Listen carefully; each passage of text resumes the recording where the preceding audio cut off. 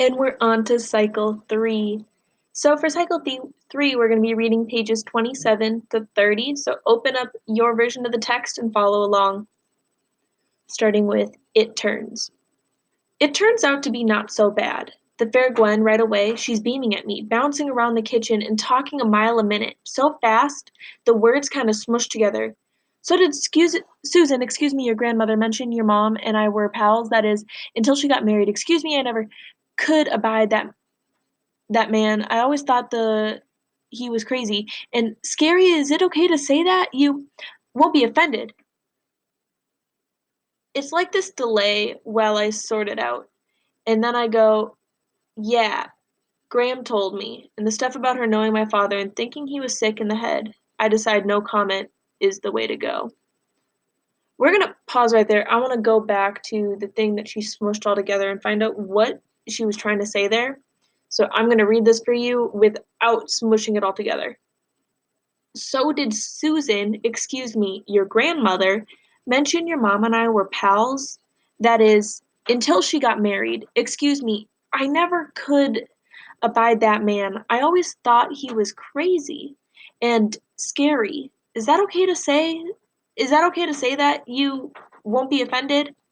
So that's what she was trying to say, but it came out as this big, smushed together word. We're gonna continue back at the bottom of page 27. You were the cutest little baby, Gwen says. I remember like it was yesterday. We were all of us living over in the tenants in those days because the rent was so cheap, and we were just starting out. Freak is on the floor digging through the packing boxes for pots and pans and stuff. He's almost inside this box. All you can see is this funny little rear end sticking out. You'd think he was maybe 2 years old, that's how small he is, until you notice where his leg brace makes a lump in his pants. From inside the box, he goes, Hey Gwen, leave the guy alone, huh? You're going spastic. Am I? Gwen asks. She's at the counter going through drawers and looking for spoons or whatever. Sorry, Max. That is, I'm sorry we got off on the wrong foot. It's just, you know. Freak's head pops out of the box and he's got this wicked know-it-all grin. What she means is, you're the spitting image of your old man. Gwen says, Kevin, please. And her voice is real small like she's embarrassed. Yeah, I say. Everybody says that. They do? I shrug. Is it really a big deal for a boy to look like his father? Which is typical butthead thinking, because of course it's a big deal if your father happens to be in prison. We're going to pause there and talk about the meaning of the word spitting image. The expression spitting image means the exact double or copy of someone else. And so on this uh, page 28, Freak says, what she means is you're the spitting image of your old man. What does this mean? If we know spitting image means exact double or copy of someone else, what does it mean when he says that line? I want you to try to use character names instead of using pronouns like he or his. Pause the video and answer that question. Then moving on to the second part, in this exchange, Max notices her voice is real small, like she's embarrassed. Why might Gwen have been embarrassed after Freak called Max the spitting image of his father? Why do you think that might cause her to feel a little embarrassed when her son says that? If you're having trouble, think about what Gwen probably thinks about Max's dad. And we're going to go back to our book, bottom of page 28, which everybody in town knows about. Now we're on page 29.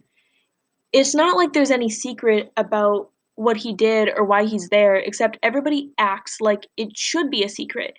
And the bigger I grow and the more I look like my old man, the worse it gets. You really knew him? I say. I mean him and my mom when they were together? Not very well, Gwen says. She's looking for a knife to slice open a pack of hot dogs. I never saw much of your mom after they got married. He made it difficult for your mother to have any friends. There's a knife on the table and I pick it up and hand it to the fair Gwen. She doesn't really flinch away, and I decide she's okay. She's really pretty cool. So, Freak is saying, when do we eat? My fuel cells are depleted. Supper is great. The fair Gwen makes this really tasty potato salad with spices and stuff, way better than the mushy stuff Graham makes. And we have hot dogs fried in a pan with the buns toasted up, butter crisp, just the way I like. And the 2 kinds of relish and 3 kinds of mustard, and red onions cut up real small.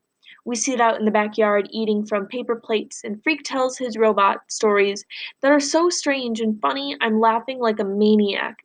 And then I'm choking and Freak is pounding me on the back. Expel the object! Freak shouts. Regurgitate, you big moron! And he gives me another thump, and I cough up this yucky mess. But I'm still laughing so hard my nose is running. What a goon. Except it really is funny, me trying to sneeze a hot dog through my nose, and we're both laughing like total morons.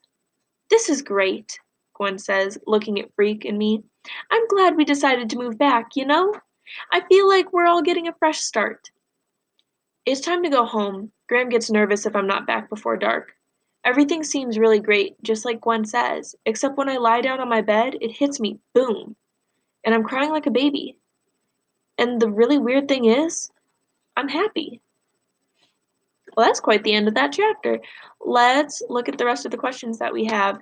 If we backtrack and think about this moment from page 26, I'll just read it out loud for you real quick. I want you to try to figure out the meaning of Graham saying it wasn't you. And then I want you to think about who really scared Gwen. The moment is Graham says she feels bad about how she treated you, Maxwell dear, and she wants to make it up to you. You don't have to go, but it would be the right thing to do. It was no big deal, I say. She just ran away is all. I guess I scared her. It wasn't you, Graham says. No, then who scared her? Now she's got her tongue stuck and you can see her swallowing in her throat like her mouth is dry. I'll just leave that to Gwen, she says. So after that whole dinner scene, after Gwen talking with Max, who is she actually scared of? If she's not scared of Max, who is the other person she's scared of? Pause the video if you need more time. Why might Grandma have been unable to respond when Max asked her what she meant? Think about the situation that Graham has been put in now, knowing who, because Graham knows the correct answer, so why wasn't she able to give that answer? If you were put in that situation, why would you be a little afraid to give your answer? When you're done, move on to the exit ticket.